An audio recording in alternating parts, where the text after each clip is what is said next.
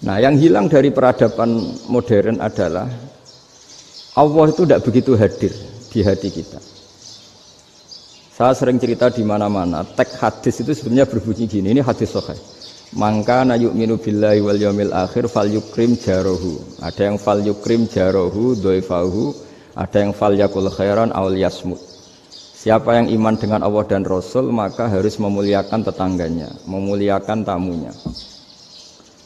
Dulu itu ada seorang ulama dipanggil anak muda, dibully dari sekarang. Wahai kiai, datang ke rumah saya. Datang kiai itu. Setelah sampai ke rumah orang itu, silakan kiai kembali ke rumahnya. Saya tidak butuh kiai. Kiai itu dengan riang kembali. Setelah di rumah dipanggil lagi. Pak Yai, silakan datang ke rumah saya. Datang lagi. Ya senyum-senyum kiainya santai. Wah, nggak jadi butuh Pak Yai. Silakan kembali lagi. Sampai 3 kali. Oh itu kalau rektor digitukan marah itu. Dosen marah. Kiainya santai. Santai, senyum-senyum, rileks. Ketika ditanya, kenapa Pak Yai tidak tersinggung?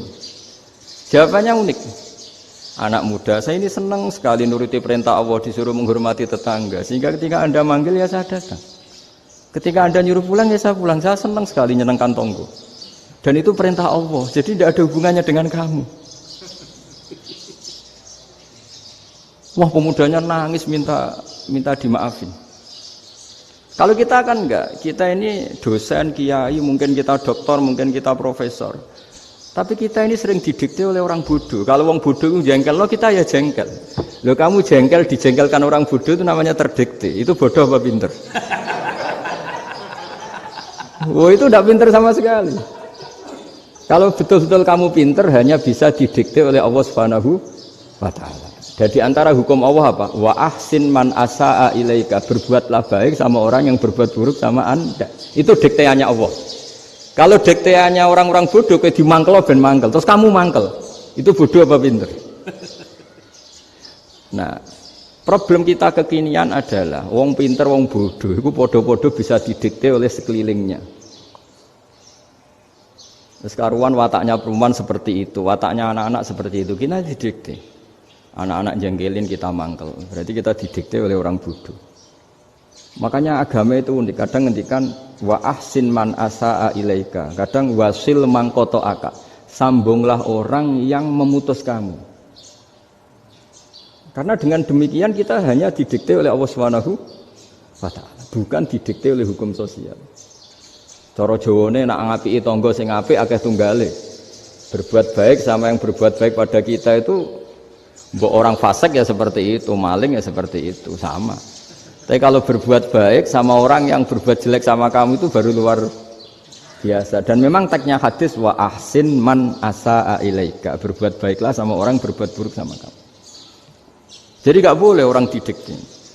Makanya ngaji di sini diantaranya saya akan cerita dalam sebuah hadis sahih, dalam hadis hasan yang diriwayatkan Imam Tirmizi, ada kalimat dari Rasulullah Shallallahu Alaihi Wasallam. Dawe Nabi, la takunu imma'atan, taquluna in ahsanan nasu ahsanna, wa in dzalamu dzalamna. Walakin watti'u anfusakum in ahsanan nasu an tuhsinu, wa in asa'u alla tazlimu. Kamu jangan jadi orang yang mudah diombang-ambingkan oleh orang sekeliling kamu. Yaitu kamu mengatakan jika orang baik ke saya akan baik, jika orang buruk ke saya juga akan membalas buruk. Itu namanya Anda didikte. Tapi berkomitmenlah kamu akan berbuat baik meskipun orang lain berbuat buruk. Nah sekarang logika sosialnya begini. Kalau di Indonesia itu ada 1000 kiai, ada 1000 profesor yang ingin membenahi Indonesia. Rata-rata orang awam itu semau gue. Terus mereka mendikte kita. Perilakunya enggak simpatik, perilakunya jengkelin. Terus 1000 profesor ini ikut jengkel. Itu kira-kira jadi solusi apa goblok bareng? Sama 1000 kiai ini ikut jengkel, ini jadi solusi apa goblok bareng? Goblok bareng. Nah problem sekarang kita ini biasa didikte orang bodoh. Nah makanya ciri khas orang muslim itu kata Nabi, mangkana yu'minu billahi wal yaumil akhir. Jadi baik tetangga karena perintahnya Allah dan Rasul. Pentingnya apa? Bedanya karena berbuat baik ini perintahnya Allah, mbok tangga apik lah kita tetap apik karena perintahnya Allah dan Rasul. Begitu juga dengan hubungan dengan istri, dengan anak. Bojomu lagi cerewet lah ya tetap apik. Karena dengan cara itu kita hanya tunduk kepada Allah dan Rasul. Tapi kalau kamu istri saya kalau baik ya saya baik, kalau enggak ya enggak. Berarti Anda didikte oleh perilakunya dia. Itu latihan ya kalau dalam bahasa pondok latihan jadi wali itu yang paling berat itu. Nabi itu kalau sama orang munafik itu sabarnya Masya Allah. Padahal Nabi berso kalau orang itu orang munafik. Karena dengan cara seperti itu, bahwa kebaikan Nabi pada seseorang itu atas perintahnya Allah dan Rasul, bukan atas nama servis. Kalau Nabi hanya baik kepada Abu Bakar, itu mungkin orang bilang, wisadune wong Abu Bakar baik sama Nabi. Tapi kalau Nabi baik sama orang munafik, Abdullah bin Ubay bin Salul, itu kalau nggak perintahnya Allah dan Rasul itu nggak bisa. Nah ini cobalah berlatih seperti itu, sehingga kita tidak mudah didikte. Ya saya ulang lagi, nggak mudah apa? Didikte. Maka di antara kebaikan Allah dan Rasul adalah bahkan orang dolim saja diberi jatah rahmat. Makanya tadi seperti mukadimah yang dibaca Pak Haris tadi, agama ini rahmatan lil alamin. Orang yang dolim saja dapat jatah apa? Rahmat, apalagi yang soleh. Nah kemudian yang perlu dicatat, kenapa kita menjadi enjoy dengan Islam? Islam itu adalah agama yang tidak didikte oleh materi. Jadi kalau Anda ingin makan enak, mungkin kalau pikiran kebanyakan orang, anak-anak muda yang milenial, yang gaul, ingin makan enak ya makan yang disukai. Misalnya sate atau bakso Malang atau apalah. Kalau orang-orang yang jadi wali nggak gitu cara berpikir. Ini yang masih orisinil. Ditanya, ini dunia baru kesulitan makanan, baru resesi. Cara makan enak gimana? Jawabannya lucu. Ya gampang, idamuhu alju. Idam itu lauk. Kalau kamu ingin makan lauknya paling enak apa? Alju. Kamu harus lapar banget. Sampai kalau puasa itu melihat tempe itu wah luar biasa. Tapi kalau kamu nggak puasa, air putih itu nggak menantang. Tapi kalau puasa, tempe air putih itu menarik dan Anda tetap lahap. Apa? Karena lauk terbaik adalah alju, yaitu lapar. Lah tapi kita ini enggak. Kita ini kayak orang bodoh.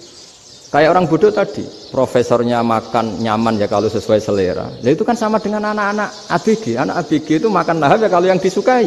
Lalu bedanya apa ABG sama profesor? Kalau cara berpikir masih sama kan itu. Kiainya juga gitu. Kiai makan enak kalau yang disukai, kalau enggak ada. Lalu bedanya apa kiai sama orang awam? Orang awam juga gitu, makan lahap ya kalau yang disukai. Nah ternyata perilaku kita ini yang pintar sama yang bodoh sama Mas. Kalau kamu ingin berkasta lebih baik, itu cara makan enak itu apa? Idamuhu al-ju'. Lauk terbaik adalah karena kita sangat lapar. Makanya masyhur dalam cerita-cerita tarikh sirah nabawiyah. Nabi diberi hadiah, beberapa hadiah. Di antaranya ada yang diterima, ada yang enggak. Termasuk yang dikembalikan itu dokter. Ada seorang raja memberi hadiah Nabi dokter Tobit. Itu sama Nabi dikembalikan. Karena dokter ini sudah lama kumpul Nabi itu nggak pernah sakit. Akhirnya dokter ini putus asa, ini nggak perlu diobatin. Ketika ditanya, kenapa ya Rasulullah engkau tidak pernah sakit? Karena kita ini kaum, kita ini komunitas masyarakat yang tidak akan makan kecuali lapar. Dan kalau sudah makan berhenti sebelum kenyang. Jadi sederhana sekali pengobatan zaman itu. Sebagian besar penyakit itu pasti disebabkan kita ceroboh dalam hal makan. Sudah ngerti kalau durian masalah, kalau makan durian enggak kehitung gitu. Apalagi kalau gratisan itu tambah banyak gitu. Pola tidur juga gitu, kata Nabi. Dan kita tidak tidur kalau tidak sangat ngantuk. Nah, itu namanya orang-orang soleh yang sudah ada didikte materi. Kalau yang didikte materi kan bisa tidur nyenyak kalau kasurnya enak, AC gini-gini. Sebenarnya enggak, tidur enak itu ya kalau sangat ngantuk. Mbok di gudang, mbok di bis, kalau sangat ngantuk ya semuanya ya enak. Sama, mbok lapar, mbok hanya tempe, tapi kalau sangat lapar itu ya enak. Nah ini ilmu yang mulai hilang, ilmu-ilmu yang mulai hilang.